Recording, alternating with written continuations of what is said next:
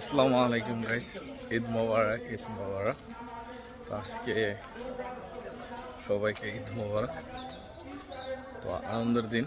তো আজকে আমি যাচ্ছি ঈদগাতে, সেটা আপনাদের শেয়ার করলাম।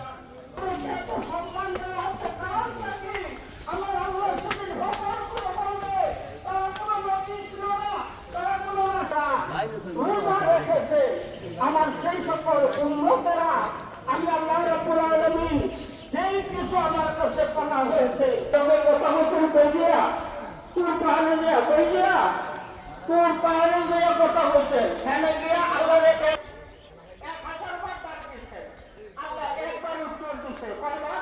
আর মনে হয় তো দুনিয়া তার কারণ দিবে না। আমি খুব দামি আল্লাহ দায় দেন। খবরদার তো অনেক ইশারা আছে, তোর মনের খবরটা আমি জানি।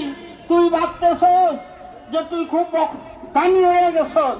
আমার হাবিবের আব্বা উম্মতেরা আমি আল্লাহর প্রতি সন্তুষ্ট হয়ে সে কথা বলবে তাদের আপন ঘরে বসে। দেখেন এই যে কোরআন তেলাওয়াত করেন, এটা কার কালাম? কার? সমস্ত প্রশংসা একমাত্র কার? আল্লাহ।